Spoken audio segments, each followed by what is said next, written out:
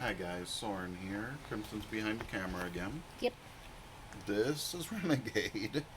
The first snake in the apartment. Yep. Back in September. Like 3 days before my birthday. Somewhere around there. He kitty. Yeah, this is my baby. Well, one of them. And honestly, he is... We suspect she. We suspect she, but definitely catching up with Aiden. Yeah. Still a little smaller, but...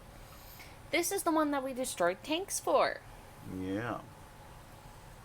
This one was getting into areas that they weren't supposed to be able to reach. Basically, to explain, there's a small gap at the corner of the style tank that they can get into the above the track. So she was not on top of the door. She was above the track. Above the track.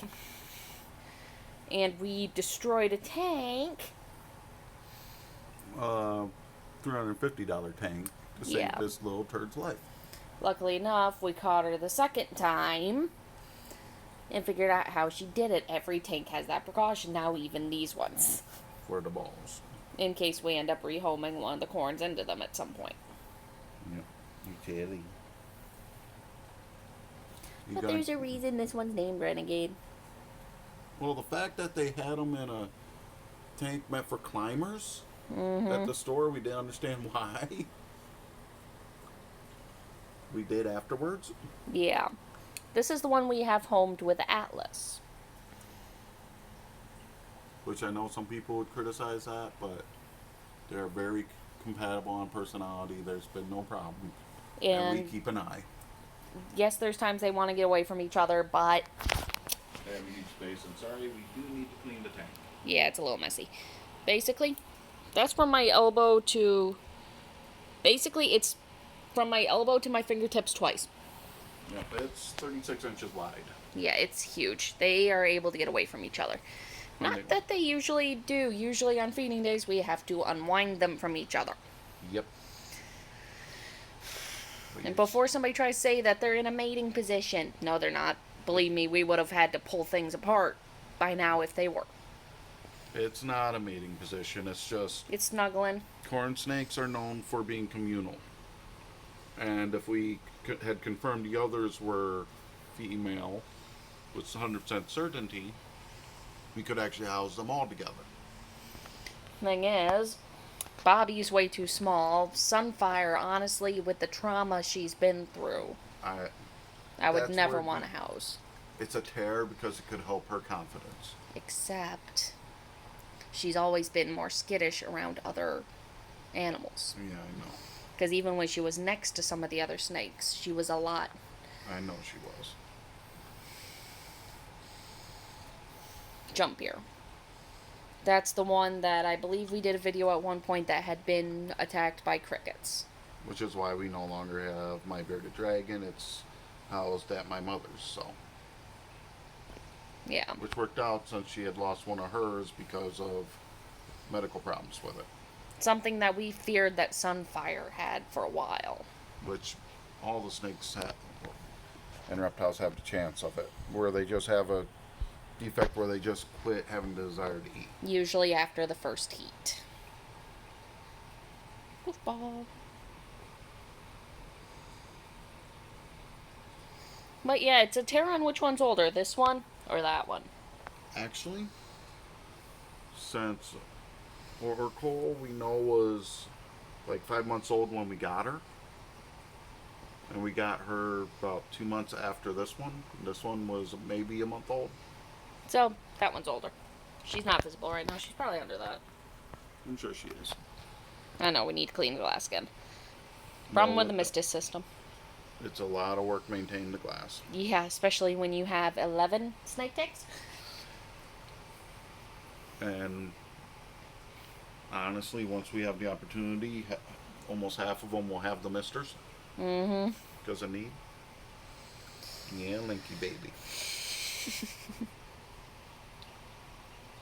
Only good part is this one should not get thick enough to be too unpleasant running between the fingers.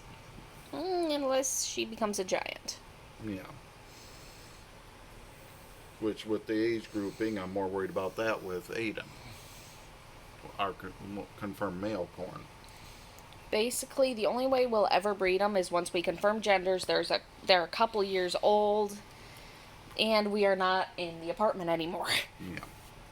Because we do not want to try to set up an incubator and a shelving setup just for the hatchlings. Yep.